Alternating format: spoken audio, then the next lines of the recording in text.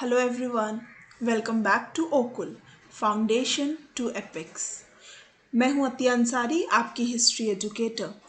जैसा कि हमने पिछले वीडियो में डिस्कस किया था कि we are going to do spectrums a brief history of modern India. और पिछले वीडियो में हमने इसका सिलेबस डिस्कस किया और कैसे ये बुक सारे कॉम्पिटिटिव एग्ज़ाम्स के लिए बहुत ही इम्पॉर्टेंट है, इस पर भी रोशनी डाली। सो आज से हमारा ऑफिशियली लेक्चर सीरीज स्टार्ट हो रही है ऑफ द मॉडर्न इंडिया, और हम यूनिट 1 के चैप्टर 1 से डील करेंगे आज, जो कि है sources of modern Indian history. किन सोर्सेज के ज़रिए, किन ज़राए के ज़रिए हमें पता चलता है कि मॉडर्न इंडिया में आखिर हुआ क्या था।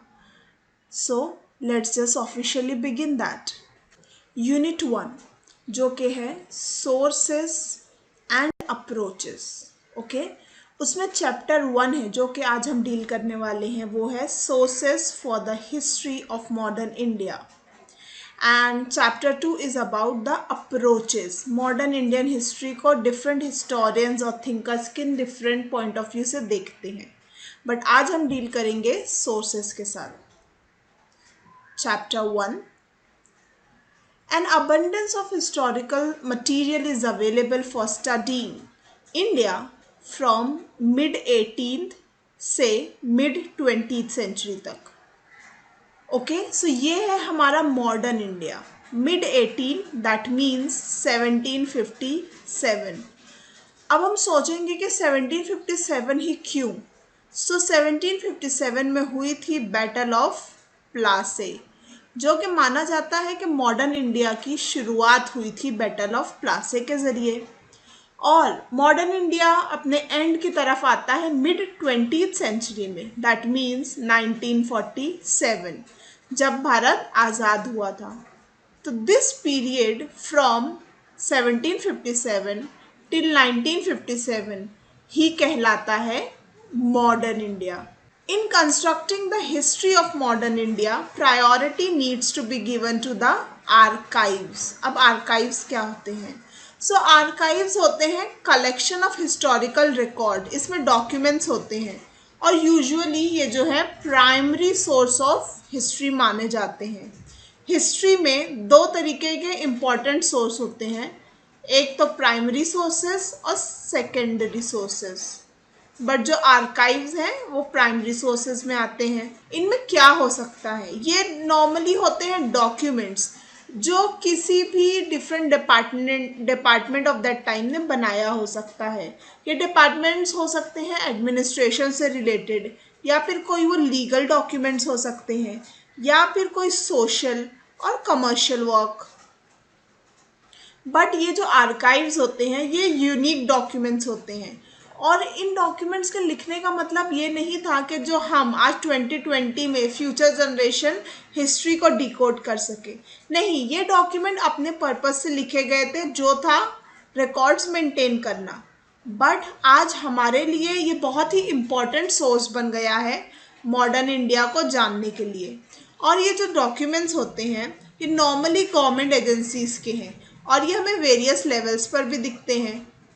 जैसे कि जो ईस्ट इंडिया कंपनी हमें रिकॉर्ड्स प्रोवाइड करती है वो बहुत ही डिटेल्ड है, और वो नॉर्मली ट्रेडिंग कंडीशंस के बारे में है। अब क्यों ट्रेडिंग कंडीशंस के बारे में है? क्योंकि हम जानते हैं कि जब EIC that is East India Company भारत आई थी, कब आई थी? 1600 में जहांगीर के दरबार में। तो उनका मेन पर्पस क्या था? उनका मेन पर्पस था ट्रेड एंड कॉमर्स। वो यहाँ पर बिजनेस करने के लिए आए थे, लेकिन इवेंचुअली कैसे वो सत्ताधारी बन गए ये हम हमारे आगे के लेसन्स में डेफिनेटली देखेंगे। तो जो ईस्ट इंडिया कंपनी के रिकॉर्ड्स हैं 1600 से 1857 तक, वो बहुत ही अच्छी तरह डिटेल्ड रिकॉर्ड्स है जो हमें भारत को बेहतर तौर पर समझने में मदद करते हैं। लेकिन जब ब्रिटिश क्राउन ने टुक ओवर कर लिया, अभी यहाँ पर जो वर्ड है टुक ओवर, इसका मतलब क्या होता है? तो जैसा कि हमने अभी देखा कि 1600 से 1857 तक जो भारत में शासन चल रहा था वो नॉर्मल था EIC का, that is east India company. लेकिन 1857 में बहुत इंपॉर्टेंट चीज़ होती है and that is revolt of 1857। और जो इफेक्ट है रिवोल्ट ऑफ 1857 का, उनमें एक बहुत ही इम्पॉर्टेंट है ट्रांसफ़र ऑफ पावर। ठीक है, अब जब ट्रांसफ़र ऑफ पावर हो रही है तो किसकी पावर किसे जा रही है? सो पावर जो है ईस्ट इंडिया कंपनी से जाएगी क्राउन के पास। अब ये क्राउन कौन है?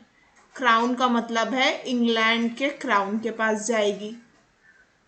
पावर पहले किसके पास थी? ईस्ट इंडिया कंपनी के पास। ये पीरियड पूरा ईस्ट इंडिया कंपनी ने संभाला, लेकिन रिवोल्ट के बाद जो पावर चली जाएगी वो जाएगी क्राउन को। तो जब क्राउन ने एडमिनिस्ट्रेशन अपने कंट्रोल में ले लिया तो उन्होंने भी बहुत ही अच्छी तरीके से और बड़े वॉल्यूम के साथ रिकॉर्ड्स मेंटेन करे। और ये जो रिकॉर्ड है वो सबसे ज़्यादा इम्पॉर्टेंट रोल प्ले करते हैं हिस्टोरियंस को हिस्ट्री को जानने में और ट्रेस करने में और समझने में कि कैसे slowly stage by stage development हुआ।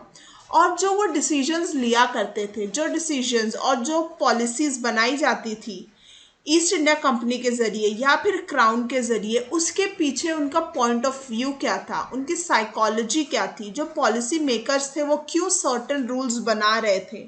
तो आज जब हम हिस्ट्री पढ़ते हैं और उन रिकॉर्ड्स के ज़रिए पढ़ते हैं तो हमें समझ में आता है, अच्छा अगर EIC ने ये किया तो उनका इसके पीछे रीज़न क्या था। लेकिन ये तो हमने बात की EIC ऑफ ब्रिटेन की, ब्रिटिशर्स की। पर जैसे कि हम जानते हैं कि इंडिया में ब्रिटिशर्स के अलावा भी अदर यूरोपियंस भी थे और उनकी भी ईस्ट इंडिया कंपनीज यहाँ पर चलती थी। वो अदर यूरोपियंस कौन थे? पोर्चुगीज़। पोर्चुगीज़ के बारे में ये जानना इम्पॉर्टेंट है कि Portuguese were the first to come to India. सबसे पहले इंडिया में कोई यूरोपियन पावर आई तो वो थे पोर्चुगीज़, और पोर्चुगीज़ ही थे जो सबसे अंत में भारत से जाते हैं। 1947 में जब हमें आज़ादी मिली तो ब्रिटिशर्स तो चले गए, बट उनके भी बाद सबसे लास्ट कौन जाता है? पोर्चुगीज़। सो अगर ये क्वेश्चन है कि लॉन्गेस्ट टाइम तक इंडिया में किस यूरोपियन पावर ने अपना कब्जा रखा, अपना कंट्रोल रखा, हो सकता है उनका पॉलिटिकली कंट्रोल ना रहा हो पर ट्रेड में वो फिर भी काफ़ी हद तक रहे। वो थे पोर्चुगीज़, पुर्तगाली।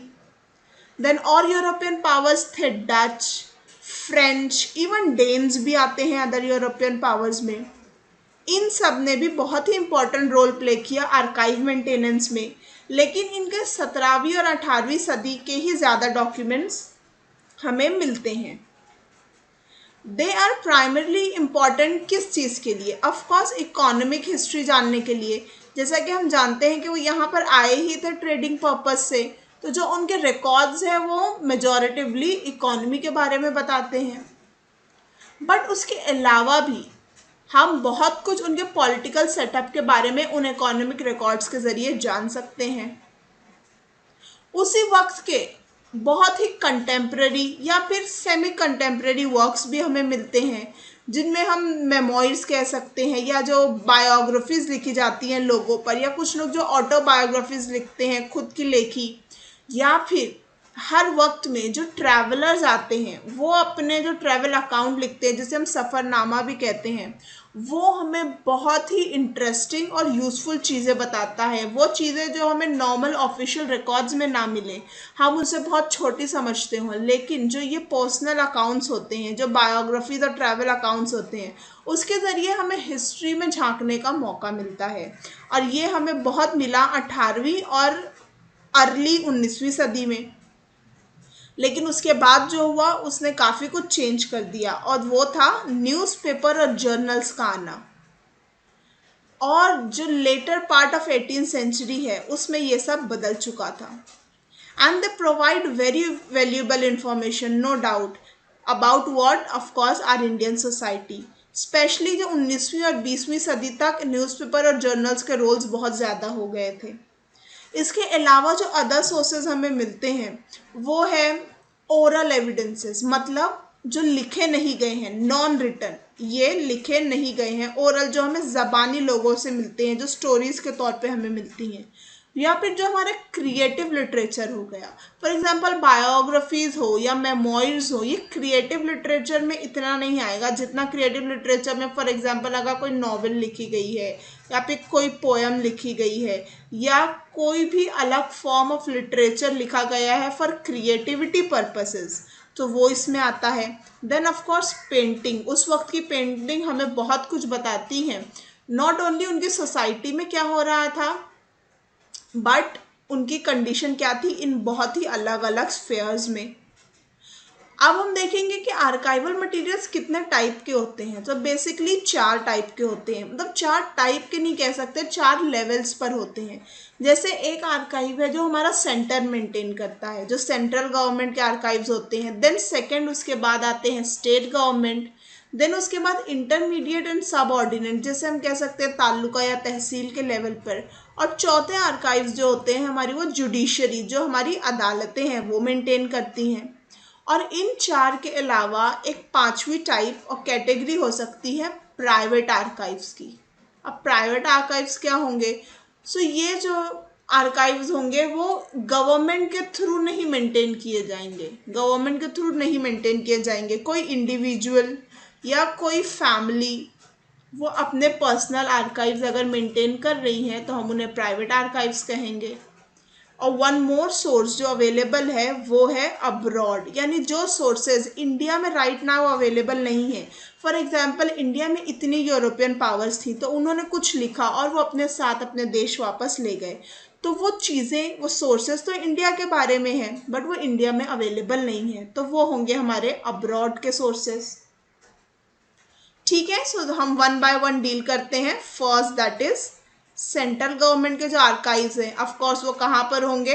So the national archives of India located है न्यू दिल्ली में।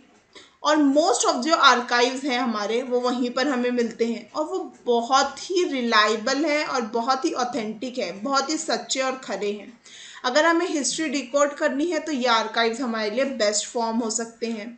देन इसके बाद ऐसा नहीं है कि वो सिर्फ कोई एक टॉपिक के बारे में है, ये वराइड एस्पेक्ट यानी बहुत अलग अलग कैटेगरी मॉडर्न इंडिया के बारे में बताते हैं। मतलब वो हमें हमारे सोसाइटी के बारे में बताएंगे। देन कुछ रिकॉर्ड्स होंगे जो इकोनॉमी से रिलेटेड होंगे। देन कुछ रिकॉर्ड्स हमें हमारे पॉलिटी के बारे में इंफॉर्मेशन देंगे and so on and so forth. So इसीलिए इसे कहा गया है कि बहुत ही वराइड है, वैरायटी ऑफ टॉपिक्स हमें मिलते हैं। जो रिकॉर्ड्स हैं हमारे नेशनल आर्काइव्स में, ऑफ कोर्स वो वेरियस ग्रुप्स में है जैसे कि मैंने अभी आपको बताया, और वो डिफरेंट चीज़ें रिप्रेजेंट करते हैं, डिफरेंट ब्रांचेस रिप्रेजेंट करते हैं। और ये सब हुआ as the work of the East India Company, क्योंकि ईस्ट इंडिया कंपनी का जैसे हमने देखा कि बहुत ही राइटली वो लोग मेंटेन कर रहे थे, और इसकी वजह से उन्होंने बहुत सारी डिफरेंट कैटेगरीज बना ली थी, जैसे कि पब्लिक या फिर जनरल कैटेगरी। एक होती थी उनकी रेवेन्यू, रेवेन्यू मीन्स उनका टैक्सेशन से रिलेटेड जो चीज़ें थी वो उनकी एक कैटेगरी थी। देन एक कैटेगरी हुआ करती थी पॉलिटिकल। देन मिलिट्री के बारे में जानने के लिए एक कैटेगरी थी। देन ऑफकोर्स एक सीक्रेट कैटेगरी थी। देन ऑफ कमर्शियल, कमर्शियल में उनका ट्रेडिंग आ जाएगा और उनके जो मेन पर्पस के लिए वो भारत आए थे। देन उसके बाद एक जुडिशियल और एजुकेशनल डिपार्टमेंट भी बनाया गया था, और उस वक्त एक डिफरेंट ब्रांच क्रिएट की गई थी for keeping the record of all these things. But इसमें सबसे इम्पॉर्टेंट ये था कि उनकी अपकीप बहुत ही अच्छी तरीके से हुई, जो आज भी हम उसे रिफर कर सकते हैं। बट रेवोल्यूशनरी चेंज जो आया विथ रिगार्ड टू आर्काइव्स वो हुआ जेम्स रेनल के साथ। जेम्स रेनल जो हैं वो first surveyor general of Bengal बने 1767 में, और उसके साथ ही शुरू हुआ the Survey of India. So इससे क्या हुआ कि जो हमारे अननोन रीजन्स थे, जो हमारे भारत के ऐसे इलाके थे जो मैप पर नहीं थे, मतलब उसके बारे में ज़्यादा लोग जानते नहीं थे, उससे जो इन्होंने सर्वे ऑफ इंडिया शुरू किया वो हमारी जो कंट्री है वो बॉर्डरिंग जो लैंड्स हैं उसके बारे में हमें पता चला। और इसके साथ साथ जब वो चीज़ें हो रही थी तो बहुत सारे जर्नल्स और मेमोइर्स भी लिखे गए, जिसकी वजह से जो सर्वेयर्स थे वो टाइम के, वो हमें सिर्फ इंफॉर्मेशन ही नहीं देते बल्कि हमें जियोग्राफिकल मैटर्स के बारे में ही बताते हैं। जो साथ ही साथ हमें सोशो इकोनॉमिक कंडीशन के बारे में ही बताएंगे ऑफ दैट हिस्टोरिकल पीरियड। अगर हम किसी लैंड को डिस्कवर कर रहे हैं सो ऑफ कोर्स उससे हमें हमारी जियोग्राफिकल लोकेशंस और हमारी जियोग्राफिकल नॉलेज बढ़ेगी, बट वहाँ पर जो लोग रह रहे हैं हमें उनकी सोशो इकोनॉमिक कंडीशन के बारे में ही पता चलेगा, और वो अल्टीमेटली हमारे हिस्टोरिकल एस्पेक्ट की तरफ जाएगी। सो ये सब हुआ जेम्स रेनल के साथ। देन जो प्रोसीडिंग्स थी पब्लिक, जुडिशियल और लेजिस्लेटिव डिपार्टमेंट की, वो हमें एम्पल ऑफ डेटा, वो हमें बहुत कुछ बताती है अबाउट हमारे सोशल और रिलीजियस पॉलिसीज़ के बारे में, कि जो जुडिशरी में जो के केसेस आते थे या फिर जो लॉज, डिफरेंट लॉज बनाए जाते थे ईस्ट इंडिया कंपनी के ज़रिए, जैसे कि बहुत ही फेमस एक्ट जो 1829 में पास किया गया था जो कहलाता है अबॉलिशन ऑफ सती एक्ट, जिसके ज़रिए सती बैन कर दी गई थी। अबॉलिशन ऑफ सती एक्ट जो 1829 में आया था। इसी तरीके से बहुत सारे लेजिस्लेशन और लॉज लाए गए थे। सो ये सब जो आर्काइव्स है वो हमें ना सिर्फ इनके बारे में बताएंगे बल्कि ये भी कि लोगों का रिस्पॉन्स क्या था उसके प्रति, और हमें हमारे कॉलोनियल गवर्नमेंट का अप्रोच भी समझ में आएगा कि वो जो जुडिशरी में फैसले कर रहे थे, जो उनके पब्लिक मैटर्स थे या फिर जो लेजिस्लेशन बना रहे थे वो क्यों बना रहे थे और वो क्या थे, और आज हम उसे बेटर इंटरप्रिटेट भी कर पाएंगे। देन गवर्नमेंट ने बहुत ही पॉलिसीज़ बनाई एजुकेशन के बारे में, उसकी ग्रोथ के बारे में। कुछ एजुकेशन पॉलिसीज़ जो बहुत ही फेमस रही और बहुत ही इम्पॉर्टेंट रोल प्ले करती हैं चार्ल्स वुड्स का डिस्पैच, जिसे कहा जाता है Wood's despatch. Then a lot of university acts लाए गए, उसके ज़रिए आगे हायर स्टडीज़ को एक बूस्ट मिला। देन बहुत ही इम्पॉर्टेंट एक जो था वो है मैकॉलेज मिनट। ये क्या था? सो मैकॉलेज मिनट के ज़रिए ये तय किया गया था कि भारत में जो एजुकेशन दी जाएगी उसका जो मीडियम होगा, मीडियम ऑफ इंस्ट्रक्शन जो है इंग्लिश होगा। सो इससे इंडिया में इंग्लिश भाषी लोगों की, अंग्रेज़ी भाषी लोगों की और इंग्लिश एडुकेटेड लोगों की बहुत ज़्यादा बूमिंग हुई, और अ lot of people got studied in English language. ये थी हमारी various policies of on education, और ये सब हमें उन आर्काइव्स के ज़रिए बेटर अंडरस्टैंडिंग के लिए मिलता है, और ये सब पार्ट है हमारे सेंट्रल आर्काइव्स का। देन उसके बाद बहुत सारे पेपर्स हमें मिलते हैं जो हमें बताते हैं कि भारत में नेशनलिज्म और नेशनलिस्ट मूवमेंट की शुरुआत कैसे हुई, और ये सारी चीज़ें रिकॉर्डेड हैं, और ये हमें ऑफ कोर्स मिलेंगे होम डिपार्टमेंट के रिकॉर्ड्स में। जैसे आज हमारे होम मिनिस्ट्री होती है स्टेट में और सेंटर में, सिमिलरली जो होम डिपार्टमेंट थे उस वक्त वो नेशनलिस्ट मूवमेंट के बारे में इंफॉर्मेशन रखते हैं, और वहाँ पर तो एक स्पेसिफिक डिपार्टमेंट ही बना दिया गया था just to record the political and communal issues of that time. So ये फर्दर हमें बहुत ही इंपॉर्टेंट चीज़ें बताएंगे। देन जो थे records of the reform office are very useful, किस लिए? एनालिटिकली हमें स्टडी करने के लिए इंडिया के जो कॉन्स्टिट्यूशनल डेवलपमेंट्स हैं। देखिए, आज़ाद भारत का कॉन्स्टिट्यूशन तो 1950 में इनेक्ट किया गया था, लेकिन जो कॉन्स्टिट्यूशन बन रहा था कब से कब तक, 1920 से लेके 1937 तक जो स्लोली कॉन्स्टिट्यूशन बन रहा था और जो डेवलपमेंट हो रही थी वो हमें मिल सकते हैं रिफॉर्म ऑफिस से। ये आर्काइव्स हमें रिफॉर्म ऑफिस में मिल सकते हैं। और एक और इन्फॉर्मेशन ये है कि 1935 का जो एक्ट था, अ लॉट ऑफ जो चीज़ें जब 1950 में हमारा कॉन्स्टिट्यूशन बना तो बहुत सी चीज़ें इसी से बोरो की गई थी। ओके, सो ये हो गया अबाउट द सेंट्रल गवर्नमेंट और द सेंट्रल आर्काइव्स। फिर उसके बाद जो सेकेंड लेयर है वो स्टेट आर्काइव्स की आती है। जो स्टेट आर्काइव्स हैं वो of course farmer British Indian provinces में होते थे, या फिर जो अर्स्ट वाइल हमारे प्रिंसली स्टेट्स थे जो लेटर ऑन इंडिया में 1947 में जुड़े। जब हमें आज़ादी मिली सब 500 से अधिक हमारे प्रिंसली स्टेट्स थे। क्या होते हैं प्रिंसली स्टेट? मतलब यहाँ पर हमारे नेटिव इंडियन राजा रूल करते थे, और ये 500 से ज़्यादा थे। तो जब 1947 में हमें आज़ादी ब्रिटिशर्स से मिल गई तो हमें इन सभी जो हमारे प्रिंसली स्टेट्स थे उनका इंडिया में इनकॉर्पोरेशन किया, इंटीग्रेशन हुआ और वो इंडिया में जुड़ गए। फिर जो फॉरेन एडमिनिस्ट्रेशन था ब्रिटिशर्स के अलावा, वो एक अलग आर्काइव्स थे।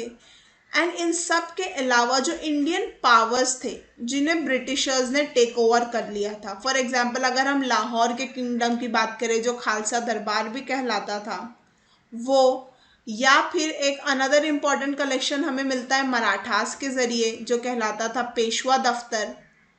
ऑफ कोर्स ये कहाँ पर होगा, पुणे में होगा, महाराष्ट्र में। ये सारे जो डिपार्टमेंट्स थे, ये जो सारे निजी रिकॉर्ड्स मेंटेन होते थे, ये स्टेट्स के ज़रिए होते थे। फॉर एग्जांपल पेशवा दफ्तर अपने रिकॉर्ड मेंटेन कर रहा है, खालसा दरबार अपने रिकॉर्ड्स मेंटेन हो रहे हैं।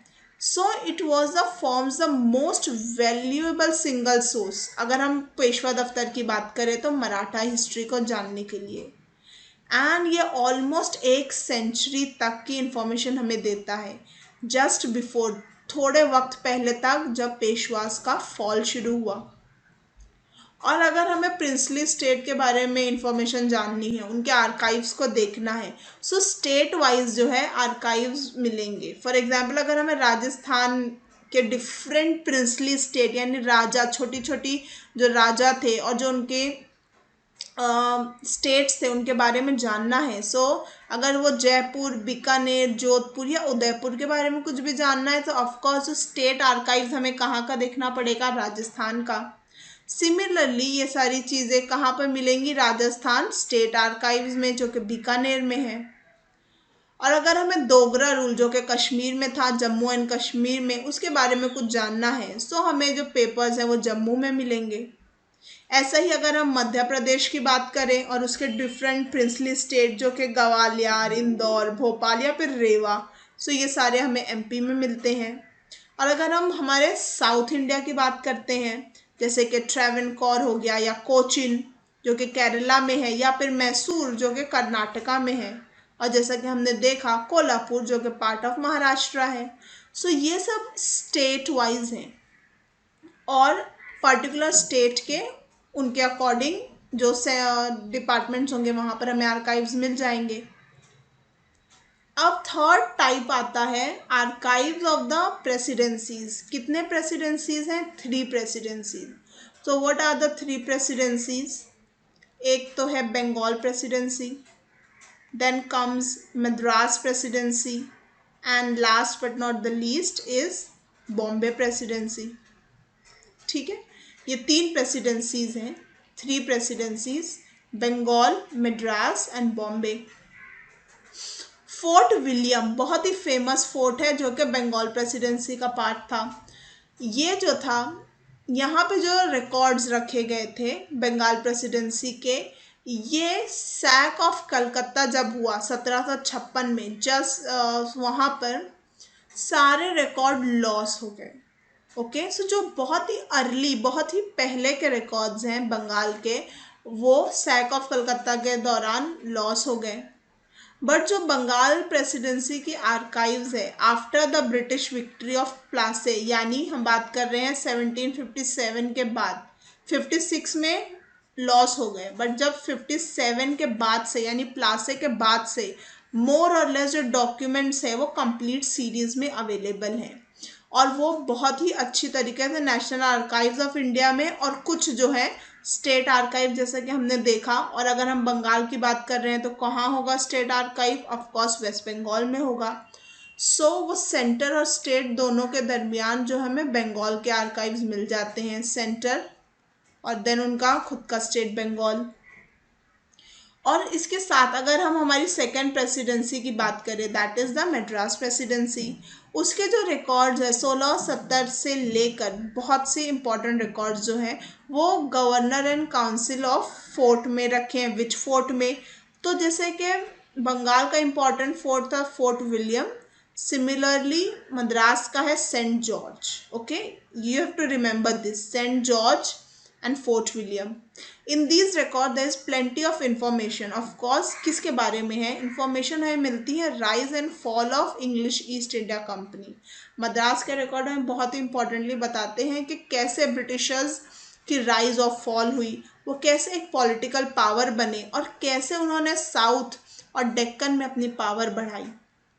और डेक्कन में उनके लिए एक बहुत बड़ा राइवल हमेशा से रहा है France, that is French.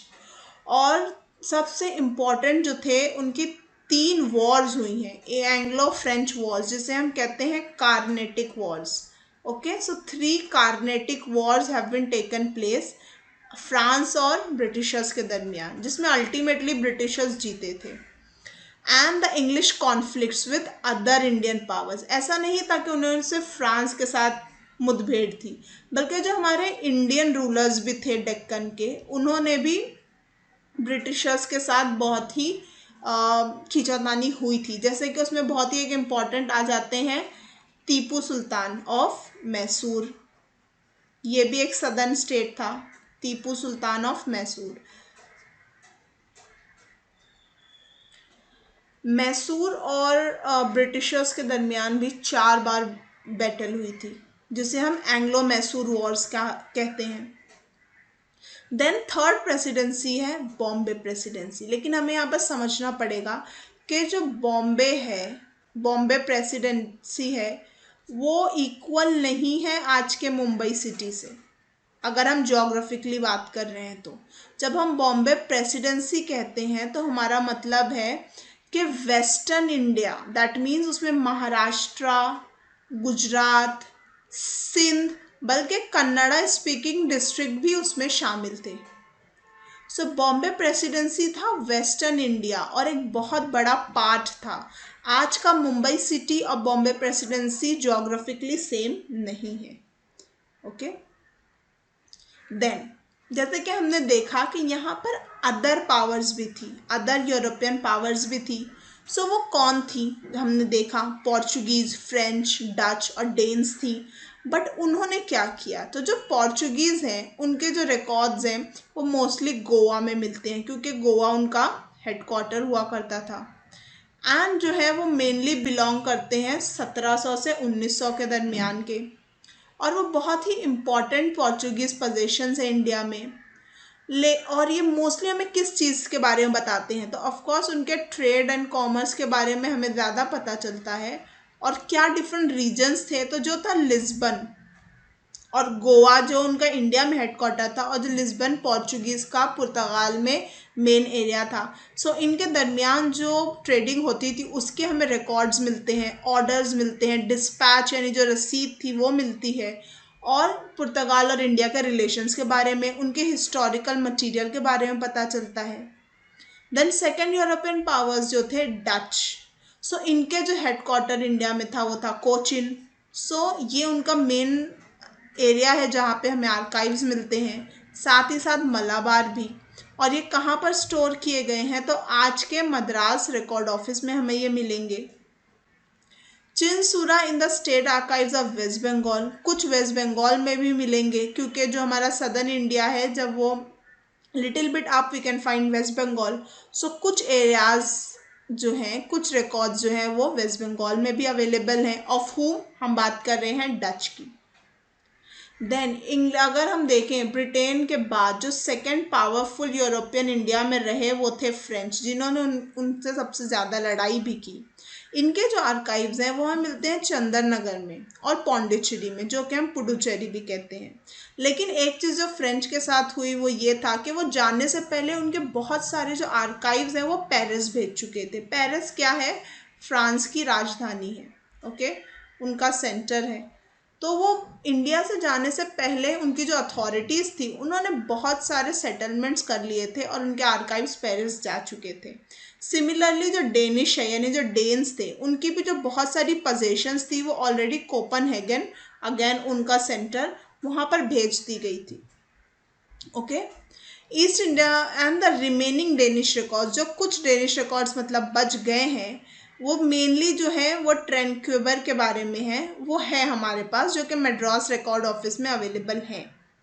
Okay, सो जो फ्रांस है और जो डेन्स हैं, डेनिश लोग हैं, उनके मोस्टली जो रिकॉर्ड्स हैं वो उनके सेंटर भेज दिए गए थे, but still we have some records. Then उसके बाद अलग कैटेगरी एक जो आती है वो है जुडिशियल रिकॉर्ड्स की। ये रखा गया है मद्रास रिकॉर्ड ऑफिस में। और जो सेंट फोर्ट था, जो हमारा फोर्ट था सेंट जॉर्ज, उसके बारे में हमें 1689 से और उसके अर्लीस्ट अवेलेबल जुडिशियल आर्काइव्स हमें यहाँ पर मिलते हैं। ये प्री प्लासे एरा के रिकॉर्ड्स हैं जो हमें मेयर्स की कोर्ट में मिलते हैं, अगेन फोर्ट विलियम्स में। सो जब हम फोर्ट विलियम कह रहे हैं, ओके, वहाँ पर क्या हो गए हैं, लॉस हो गए हैं। जब हम फोर्ट विलियम की बात कर रहे हैं, मीन्स हम किस एरिया की बात कर रहे हैं, we are talking about Bengal presidency की बात कर रहे हैं हम, राइट। और जब हम सेंट जॉर्ज की बात कर रहे हैं तो we are talking about Madras presidency. So Bengal presidency में जैसा कि हमने देखा था कि जो 1757 से पहले यानी प्री प्लासे एरा के जो रिकॉर्ड्स हैं वो लॉस हो गए हैं।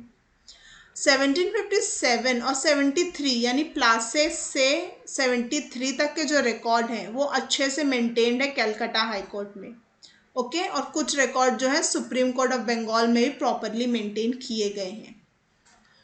मोस्टली जो सिमिलर रिकॉर्ड्स हैं, फॉर एग्जांपल अगर हम बॉम्बे की बात करेंगे तो ये मेयर्स कोर्ट एट बॉम्बे में 1728 के बाद से अच्छी तरीके से मेंटेन्ड है, और महाराष्ट्र सेक्रेटेरिएट के रिकॉर्ड ऑफिस में सारे हमें प्रॉपर कस्टडी में मिलते हैं। कुछ रिकॉर्ड्स हमें सुप्रीम कोर्ट में भी मेंटेन्ड आर्काइव के थ्रू मिल जाएंगे।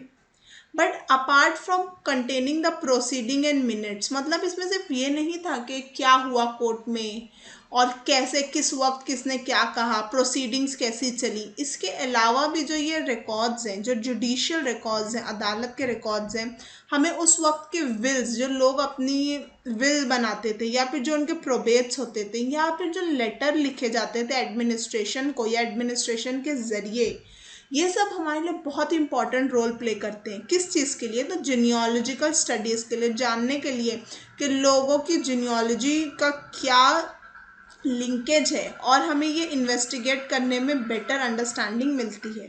और इसके साथ जुडिशरी में जो विल्स वगैरह बनती थी या फिर जो प्रोबेट्स होते थे, उसके ज़रिए हमें उस वक्त की इकोनॉमिक कंडीशन रिस्पेक्टिव रीजन्स के अकॉर्डिंग, अगर हम बॉम्बे प्रेसिडेंसी की बात कर रहे हैं तो वहाँ के जुडिशियल रिकॉर्ड्स के ज़रिए हमें वहाँ की इकोनॉमिक कंडीशन के बारे में भी पता चलता था।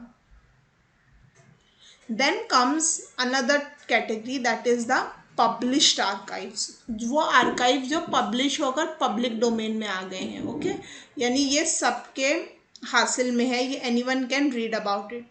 इनमें सबसे इम्पॉर्टेंट जो आर्काइवल पब्लिकेशंस के हैं वो है पार्लियामेंट्री पेपर्स, ओके, किसी भी पार्लियामेंट के जो पेपर्स होते हैं, जो बहुत ही में मैनी एक्सर्प्स मौजूद हैं, जो ईस्ट इंडिया कंपनी के बारे में भी हमें बताते हैं और गवर्नमेंट ऑफ इंडिया के बारे में ही बताते हैं अंडर द क्राउन।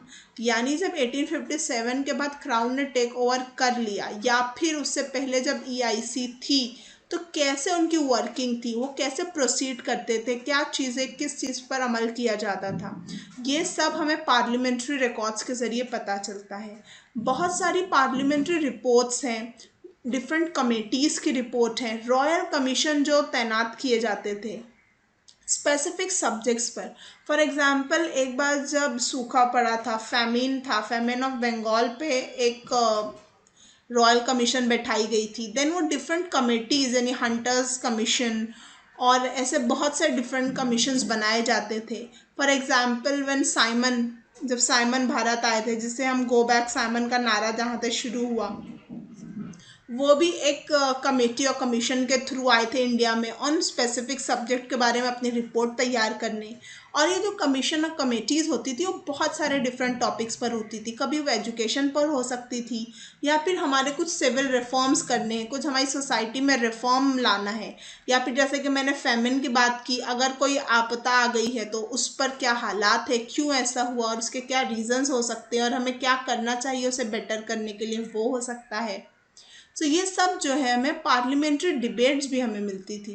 सो ये सब जो था इंडियन एम्पायर के बारे में हमें बहुत कुछ बताता था ड्यूरिंग द ब्रिटिशर्स टाइम। और ये सारी प्रोसीडिंग जो है वो प्रोविंशियल लेजिस्लेचर के थ्रू भी, कुछ वीकली गेजेट यानी हफ्तावारी कुछ छपे जाते थे उसके ज़रिए भी मिल सकती हैं। और ये बोथ लेवल पे हमें मिलती है, सरकार में सेंट्रल लेवल पर भी मिलती हैं और इलाकाई तौर पर प्रोविंशियल लेवल पर भी मिल जाती हैं। और इसके ज़रिए हम उस वक्त के लॉ और रेगुलेशन के बारे में भी जान सकते हैं। और ये बहुत ही इम्पॉर्टेंट सोर्स है हमें जानने के लिए और हिस्टोरिकल रिसर्च करने के लिए।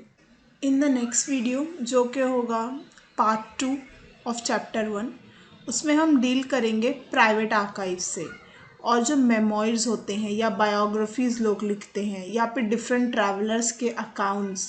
साथ ही साथ हम डील करेंगे with the accounts of various newspapers and journals, और जो ओरल एविडेंस होता है जो कि नॉन रिटन होता है, ओरल एविडेंस, उसका important role modern Indian history को डिकोड करने में।